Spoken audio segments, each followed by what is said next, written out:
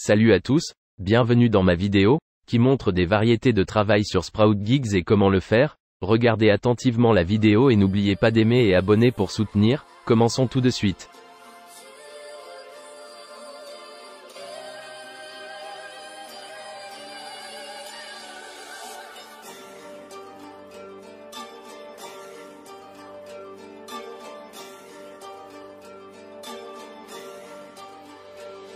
Mbola kely tsy nalala zay ratsy sy zay afaty aho nataoko io natonotondro ny adihitra na tsy fady amin'ny tontolo zay nanodidina to mifangaro aizina ty tanako zatra mitrotra ozy rapenina vila fezina fa tsy nenoko de hitako mama voanjo foana ny ampianarana ny eritreritro de manalazy foi ty tontolo ty efa hifarany tsy asipôzy miravavy mianatra mody anetrany efa tôzy de so ty mirakoso ihany fa niahatra rima platy poème en prose de hoe zary aho lozany papany fianako tô karakainy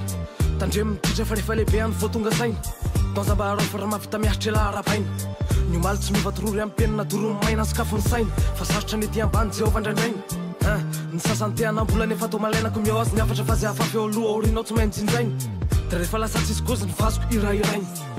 ny vola tsy anatana mila mitady tsy miaritry rona raha mamainy genina ny kiana tsy maintsy misy vodina marenina raha ota taraina amin'ny fiainako ady de tsitra sinenina fa raha sokataneny amin'ny solaitra indray izy de tsy ampiralaka rehenina fre de fretsika fa zay bebe cinéma tsisy kozy za tompo misenina ny popiny atsika tsy mba forcena fefanatrenina mikorina mikisika tsy azoko elanaro tsy azoko afenina ny lasany lasa efa lasaka tsy azoko arenina Fais le mal, y'a RG, c'est ça tant que tu payes l'addition. Le rap pour moi c'est vital, comment dire, c'est mon addiction. C'est de la vraie vie que je te parle mon pote, mais pas des films fiction. Je m'en bats les coups de la chute, je vais tout miser sur la réception. Ici bas la mine, la réussite, c'est ce que nous visons. Affronte la vie, offre un avenir meilleur pour fille et fiston.